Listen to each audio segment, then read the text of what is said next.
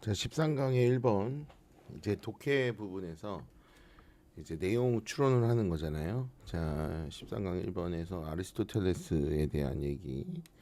야, 보통 애들이 겁을 먹어. 이 아리스토텔레스 형님 얘기가 나오면. 근데 뭐 아리스토텔레스는 철학자이면서도 뭐 과학자고 그 사람은 뭐 원체 우리랑 다른 사람이지만 그 사람에 대한 어떤 본질을 알자고 하는 건 아니고 그 사람이 말한 거에 대해서 우리가 그냥 추적하면 돼요. 자, 일단 가볍게 이 문장을 좀 확인을 해볼게요. 잠깐만요. 제가 원래 본문지를 조금 켜봐야 될 것 같아요. 혹시나 오류가 있는지.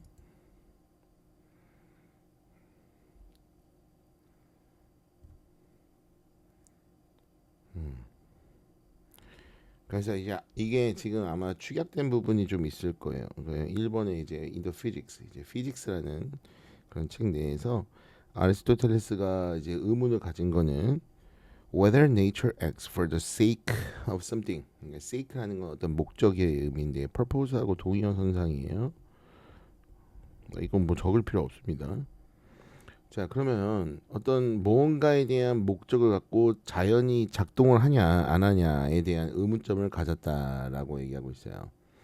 자연, 내가 다시 한번 얘기하지만 자연이라는 거는 우리가 너무 자연스러운 걸 자연이라고도 얘기할 수 있잖아. 그냥 뭐 물이 흐르고 뭐 새가 지저귀고 뭐 이렇게 살아가는 거, 바람이 불고 돌이 깎이고.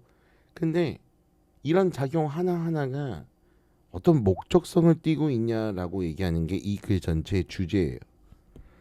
이 사람이 이걸 궁금해했다라고 얘기한단 말이지.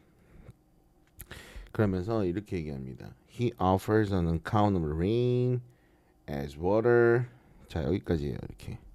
문법은 지금 중요하지 않아요. 내용적으로만 집중해 주셨으면 합니다. 자, 이제 물로서 rain이라는 게 이렇게 얘기합니다.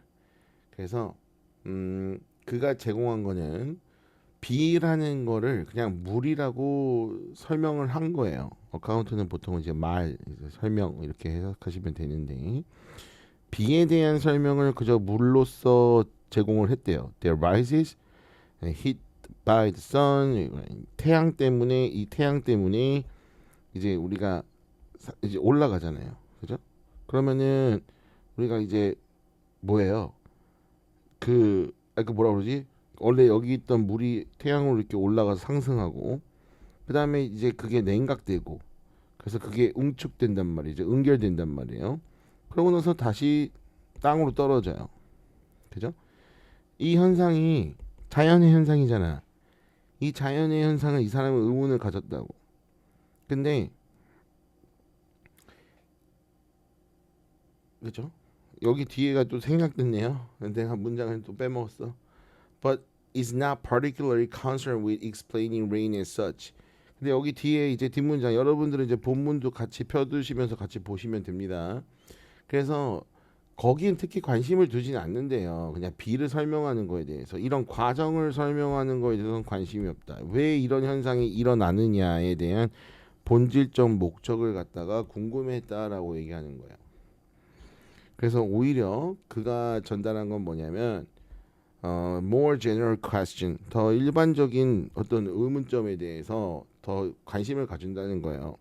How to account for nature object. 그래, 어떻게 하면 자연의 어떤 목적성에 대해서 자연적인 어떤 물건, 사물, 사건, 그다음에 과정 that appears with regularity.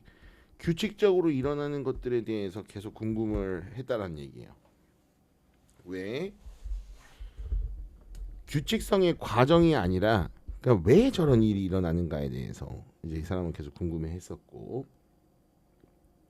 he queries, 그가 이제 의문을 가진 거예요. 또 의문제기. 요거 말고 요거에 대한 의문제기예요. sharpness of front teeth, 앞니빨에 대한 날카로움. 우리 이빨 한번 만져보실까요? 그죠? 앞니빨하고 bluntness, 무딤, molars, 이제 그 뒷니빨, 어금니라고 그러죠. 어금니가 이제 bluntness, 약간 무딘 거. 얘랑 대조되는 게 is coincidental, 우연의 일치인지 아닌지를 의문을 제기를 했고, 그다음에 그 가능성에 대해서 그 사람이 부정을 했다라고 얘기합니다. 이제 뭐 이유가 원래 있죠. 그 밑에 보시면 가능성을 거부했는데 이유가 뭐냐면 This arrangement occurs with regularity. 규칙성을 가지고 일어나기 때문이에요. 그러니까 이 사람은 규칙이라는 게 너무 자연적인 현상이야. 사람이 이빨 태어나서 이제 우리가 유치라고 그러죠. 아기 때 나는 이빨을 유치가 빠지고 영구치가 나고 영구치가 나면서 거기가 이제 어금니가 굵어지고 앞니빨이 날카로워지는 이런 반복되는 거에 대해서 궁금했기 때문이에요. 그러니까 과정 자체가 아니라 그런 규칙성을 띠고 있다라는 거에 대해서. And that regularity is linked to purposefulness. 그러니까 이 규칙성은 분명히 목적이 있다라고 얘기하는 거예요. 되셨죠? 4번 문장의 뒤에 해석 빠진 거를 제가 지금 해석한 겁니다. 그러니까 이 모든 게 우연히 갖고 있는 거는 아니다라고 얘기하는 거예요. 분명히 목적을 갖고 있다. 그죠? 이거는 사실 목적은 설명할 수가 없어요. 누가 이렇게 의도했나? 우리 몸이 그렇게 진화했잖아요. 진화적 측면에서는 얘기할 수 있지만 왜 그렇게 돼야 되냐라는 거죠. 그죠? 그래서 the sharpness of front teeth 그래서 앞니빨이 allows them to tear 찢기를 허락해 준다는 거는 뜯을 수 있고요. 반면에 이 뒷니빨 어금니는요. enable them to crush food 음식을 으깨버릴 수 있게끔 해주는 거죠. Both are useful for eating 먹는 데 다 도움이 된다는 거예요. 다 목적이 있을 거라는 거죠. 그죠? 그래서 in Aristotle's view 아리스토의 뷰 이 견해에서 보자면 모든 자연적인 것들은 일어난다 이거예요. 주어진 방식에서 주어졌다는 건 약간 특정한 어떤 그런 방식에서 일어날 수 있고 and occur for the sake of something 그러니까 어떤 목적을 위해서 발생할 거다. 이게 지금 결론이죠. This is final cause. 이것이 바로 최종적인 원인이다라고 얘기하고 있어요. 최종 원인이래요. 목적성을 띠고 있는 게 최종 원인이래요. 분명히 자연은 목적이 있다. 그래서 이런 반복적인 regularity한 일이 발생한다. 라고 얘기하는 거예요.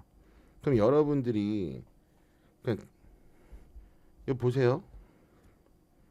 뭐 여기는 지금 제가 뺄게요. 이건 읽어보세요. 이건 했던 내용이니까 예상 질문. 아리스토텔레스가 자연현상에 대해 던진 근본적인 질문은 무엇인가? 목적성을 띠고 있다. 아리스토텔레스의 비의 예시를 통해 무엇을 말하고자 하는가? 비의 예시를 통해서 뭘 말하고자 하니? 비의 과정이 아니라 목적성을 띠고 있다는 건 자연이라는 건 목적을 띠고 있다. 그 자체의 행위에 반복적인 행위에 오케이? 규칙성을 띠고 증발하고 내리고 하는 이 규칙성을 띈 반복적 행위 그 과정 자체가 아니라 이건 목적이 있다라고 얘기하는 거죠. 이거 똑같은 얘기하는 거죠. 같은 얘기하는 거예요. 최종 원인 목적성을 띠고 있다. 자연은 목적성을 띠고 있다. 답을 그렇게 잘 적으면 돼요. 자연은 목적성을 띠고 있다. 됐어요? 네. 여기도 한번 체크해 주시고요. 자, 넘어가 볼게요. 자, 15강의 1번. 자, 여기도 한번 제가 띄워놓고 할게요.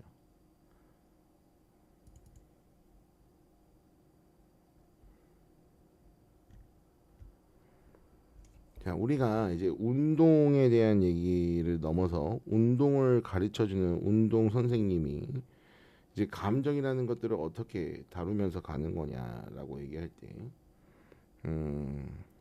한번 가보죠. 자, 처음에는 이제 여기서 제기를 해요. The use of emotion may be important. 그래, 감정의 사용은 중요합니다. 당연히 중요하죠. 여러분들 살면서도 감정은 굉장히 중요한 거예요. 근데 여기서는 이제 exercise에서요. 분노한 상태에서 운동을 막 해봐. 그냥 이유 없이 하기에는 조금 뭐랄까 진짜 내가 지금 뛰어야 돼 아니면 미칠 것 같아 뛰는 순간 뛰고 난 다음에 조금 누그러지는 모습이 좀 생길 수 있을까요? 몸이 지치니까. 특히나 among exercise instructors 이제 여기에서 세부적으로 들어가기 시작합니다. instructor가 이제 가르치는 사람들을 얘기해요. 운동 강사라고 얘기하시면 될 것 같습니다. 그래서 감정이라는 게 특히나 운동을 가르치는 운동 강사들한테는 쉽게 말하면 그 사람들한테는 감정의 사용이 되게 중요하다는 얘기예요. 자, 그러면서 두 번째 문장에서 좀 생략된 게 있는데 It has been established that exercise enjoyment 이거 생략된 거예요. 그러니까 그냥 이게 확인됐대요. exercise enjoyment 즐거움이 이것과 관련이 돼 있다고. 증가된 exercise adherence. 그래서 운동의 adherence, 그러니까 뭔가 지속성과 관련이 있다라고 얘기합니다. 운동을 계속해주면 즐거움이 늘어난다. 저도 사실 한 10 몇 년 전에는 운동을 너무 즐겨 했는데 지금은 운동을 포기하고 입이 즐거워졌어요. 안 궁금하다고요? 뒤진다. 자, 그래서 운동을 하면 확실한 건 즐거워져요. 뭔가 아드레날린이 뿜뿜하는 느낌도 들고. 자, 그래서 세 번째 문장을 보면은 An instructor might aim to foster enjoyment in his participants as a means of 방법 increasing their program adherence 그들의 프로그램의 지속성을 증대시키는 방법으로서 그의 참가자들에게 어떤 즐거움을 촉진시켜주고자 하는 목적을 갖고 있다 이렇게 얘기합니다. 그러니까 뭔가 지속성을 계속 가지게 하기 위해서 즐거움을 늘려주는 거예요. 운동이 재밌어요 이렇게 얘기하죠. 자, 여기 이쁜 선생님들 저기 수강생들도 있나 봐요. 그래서 강사는 그래서 계속 즐거움을 만들어서 사람들이 꾸준히 운동에 대한 지속성을 늘려주려고 하는 것 같아요. 그죠? 네 번째 문장을 보면은 An instructor also might use emotion 똑같은 얘기하고 있죠. 또한 감정을 이제 활용을 한답니다. To elicit 끌어내려고요. 이게 elicit이 끌어내는 거거든요. Greater effort from the her student. 그러니까 her students 여기서는 이제 her이 강사님 얘기하는 건데 왜 여자예요라고 얘기하지 말고 요새는 여성 우월주의이기 때문에 여성을 많이 쓰더라고요. 그 인칭 대명사에서. 그냥 그녀의 학생들로부터 노력을 끌어내려고 감정을 이용한다. 아 그거밖에 못해요? 더 하시라고요. 에이 이것도 못하면 남자도 아니지. 또는 이것도 못하면 뭐 운동 못 하시겠네요. 이런 것도 감정을 이용하는 거예요. 긁잖아요. 극. 자, 그래서 감정이라는 게 결국에는 뭔가 지속적 운동을 위해서 끌어내는 어떤 도구로서 사용된다는 얘기를 하는 거예요. 자, 분노와 좌절감의 활용 이제 이 파트를 보면은 cueing participant 이렇게 얘기합니다. 자, 뭔가 학생들을 유도하는 거예요. To feeling of anger, frustrations during a cardio kickboxing. 그러니까 카디오 킥박싱, 유산소 킥복싱 얘기하는 건데요. 여러분들 그 진짜 복싱 말고 후 하는 그런 거 있잖아요. 거기서 분노와 좌절감이라는 감정을 갖다가 얘가 이끌어내는 거예요. 큐잉하는 거예요. 큐. 그래서 이렇게 하는 것은 might lead to more effortful punches. 더 노력이 들어간 펀치를 내뱉게 되고요. 줄라 강력한 킥을 쓰게 됩니다라고 얘기합니다. 뭐 이거는 지금 단편적으로 킥복싱 얘기하지만 모든 것들도 마찬가지죠. 그러니까 야씨 개빡쳐 자 그 새끼 얼굴 생각해봐 뽕뽕뽕 이제 하는 거죠.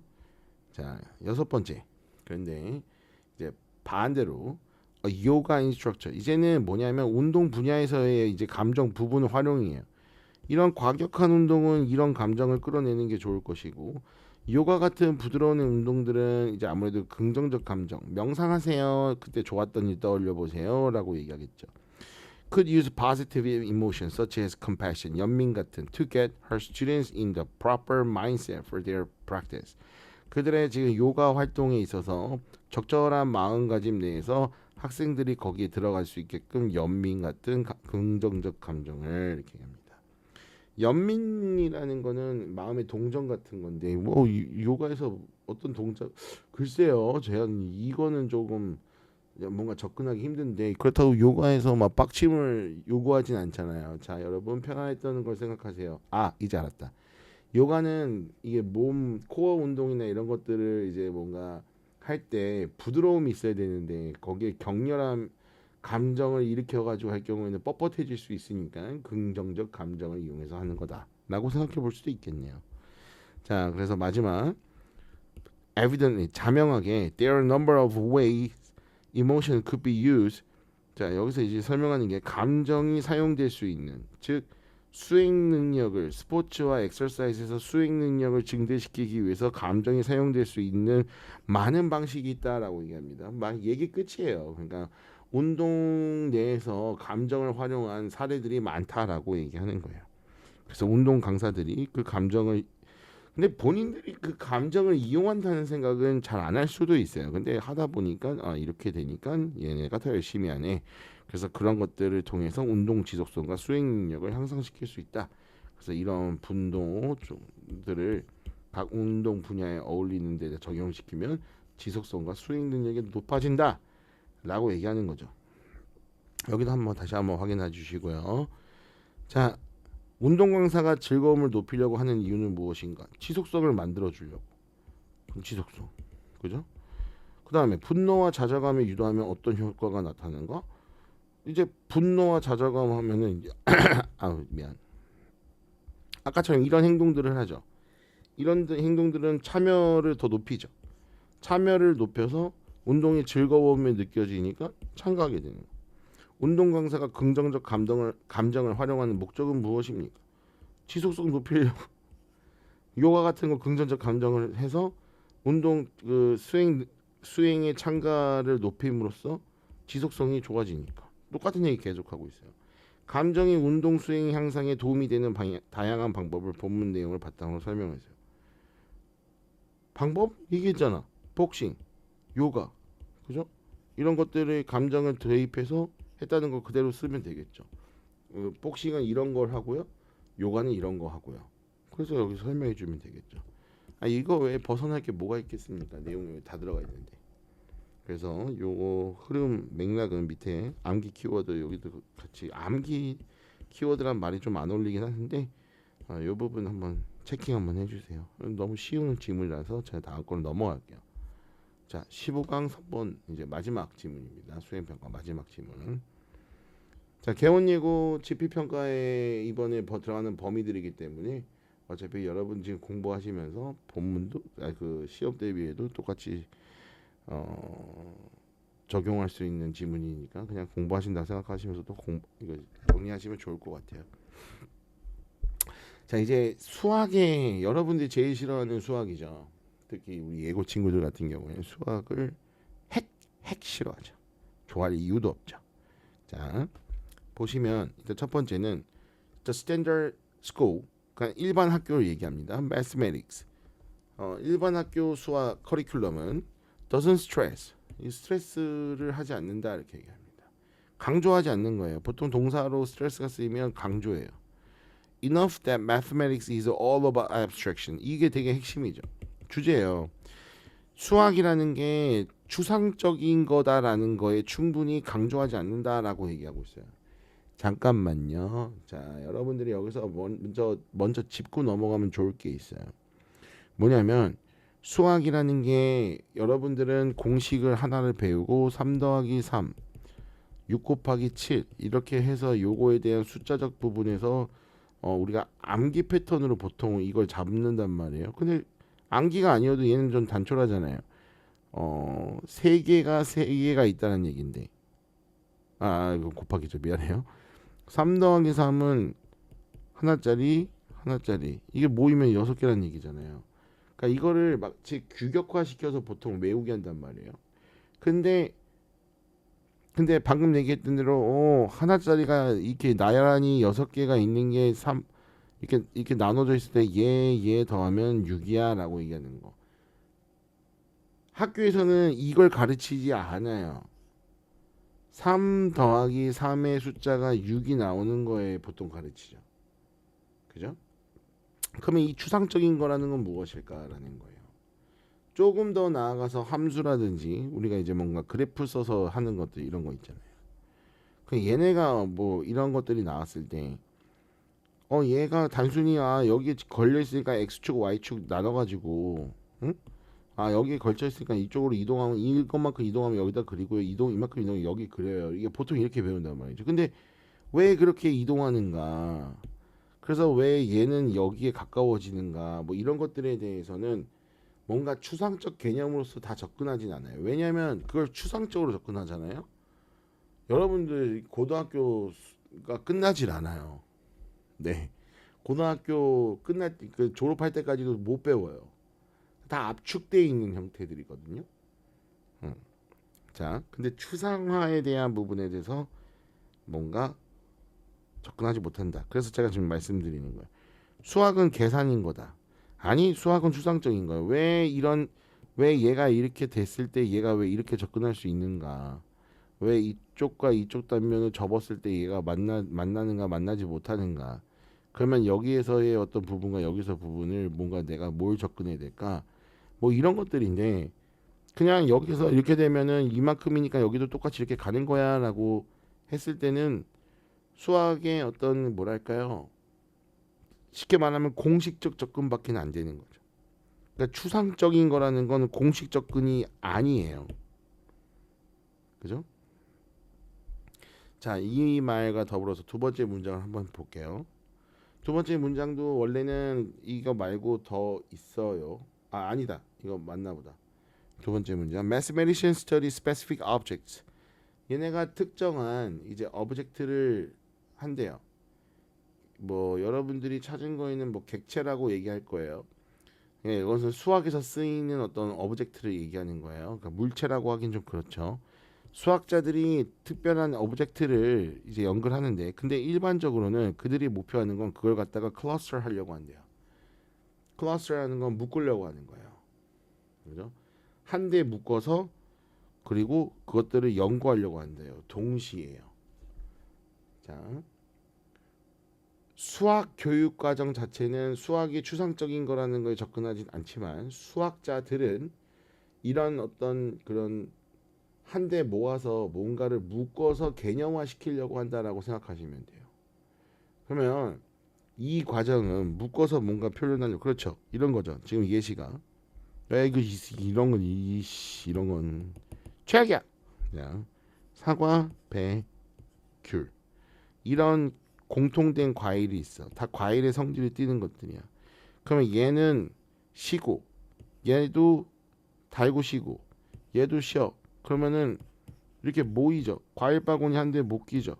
그래서 얘네들이 공통되어 있는 걸 묶는 거예요. 그러니까 예를 들면 어떤 공식으로도 풀 수 있지만 다른 공식으로도 어떤 걸 접근할 수 있는지 이런 것들을 연구한단 말이에요. 그러면 이런 것들을 연구를 하면 진짜 많은 시간과 어떤 그런 것들을 좀 줄일 수 있지 않을까요? 그죠? 이런 것들이 많은 양을 시간과 노력을 줄일 수 있다는 얘기예요. 자, 그러면 근데 이거는 왜 또 나오다가 잘렸냐? 왜냐하면 걔네들이 입증을 하는 거예요. 한 번에 어떠한 특징들을 must prove property only once. 한 번에 딱 한 번만 모든 걸 입증하면 되는 거예요. 이것 따로 이것 따로 이것 따로 만약에 했을 때 이거 성질 이거 분석해 봐. 이거 하나하나 있을 때 이게 별도로 있으면 아까처럼 추상적인 개념이 들어갈 수 있어요. 그죠?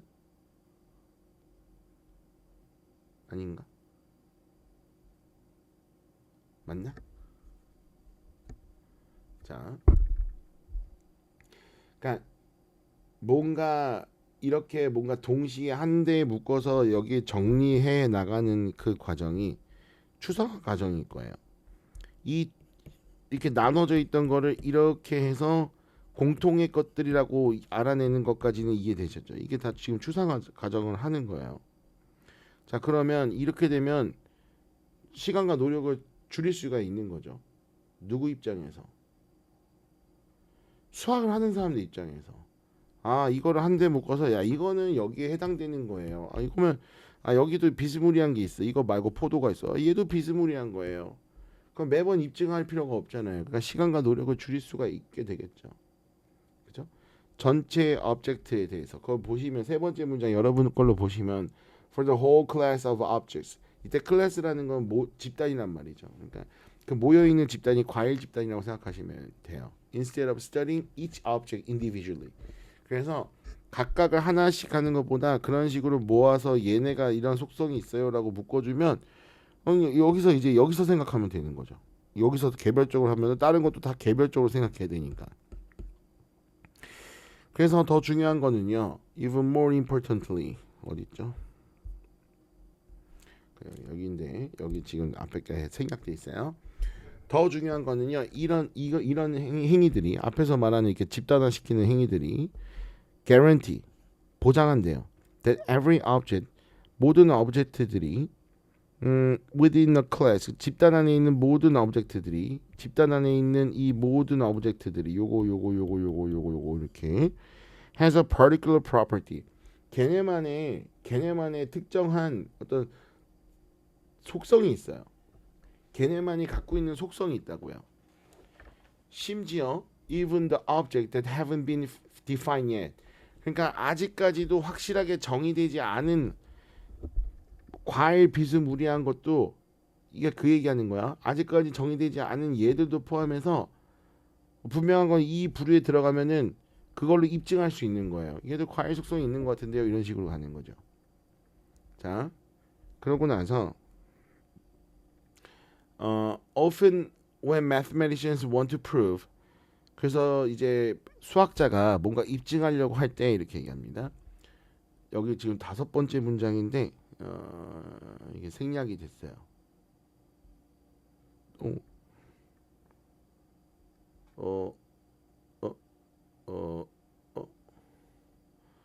얘가 지금 건너 뛰어버렸네. 그죠?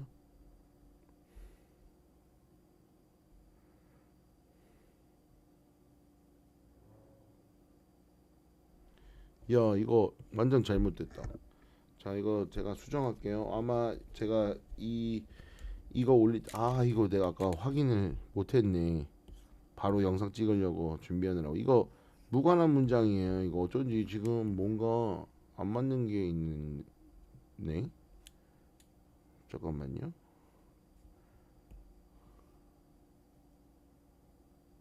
이거 아니에요. 이건 제가 진짜 개빡치네. 여기까지만 보면 되는 거예요. 최종 결론 이거 실수. 제가 이거 수정해서 올릴게요. 힘들어요. 이거 봐. 이거 다 하나하나 보기 힘들어. 아까 큰 틀에서만 봤을 때 이 정도면 됐네라고 했더니 안 됐네요. 죄송합니다. 자, 5번째 문장 여러분들 그 상세 분석지에서 보면서 같이 갈게요. Often when mathematicians want to prove 그러니까 수학자가 뭔가 입증하려고 하고 싶어 할 때 that an important object behaves in a particular way 각각의 이런 물체들이 이 각각의 애들이 특정한 속성을 갖고 있다라고 입증을 하고 싶어 한다는 거예요. 이런 걸 보장한대요. 죄송해요. 이런 걸 이제 입증하길 원한다면 they prove instead 대신에 걔들은 뭘 입증하면 되냐면 it belongs to class 그러니까 얘는 새로운 뭔가가 있는데 얘는 이거하고 하나하나 따지는 게 아니라 얘는 얘하고만 따지면 되는 거예요. 얘가 이 안에 들어갈 수 있어? 내가 정리해 놓은 이 속성 안에 얘가 들어갈 수 있어? 이게 클래스예요. 여기에 들어갈 수 있는지만 따지면 되는 거예요. 그러니까 이것도 하나 한 게 아니고 이걸 다 입증해서 야 얘는 여기에 해당돼. 그러니까 여기 있는 새로운 애가 이거마저가 아니라 여기에서 맞춰서 생각한다고요. 그러니까 시간과 노력이 줄어들겠죠. 이해되시오? 자, 그래서 마지막이 we reason similarly in every life. 그러니까 우리가 일상생활에서도 유사하게 유추할 수 있다라고 얘기합니다. 그게 바로 얘예요. 그러니까 모든 씨앗이 다 들어있는 거예요. 애플에도 있고 그러니까 모든 과일은 씨가 있더라라고 얘기하고 사과도 과일인데 그러면 과일도 분명히 있겠지 씨앗이. 라는 걸 수학식으로 바라본 거예요. 수학의 공식적 부분들을 여러분이 다 알 수는 없잖아요. 수학이 그런 식으로 정리가 된다라는 거예요. 자, 그래서 어떤 추상화에 대한 부분. 그러니까 우리가 계산적인 걸로만 따따따 나누는데 사실 수학은 그런 식으로 뭔가 묶어 나갔던 것들이다라고 얘기하는 거예요.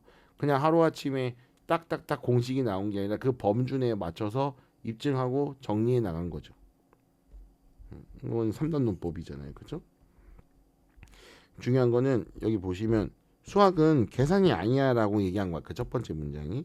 그래서 수학의 본질은 추상화 작업에 있고, 추상화라는 건 개별적으로 있던 걸 묶어서 비유사한 걸 찾아냈고 공통성질을 발견해서 이걸 증명한 거예요.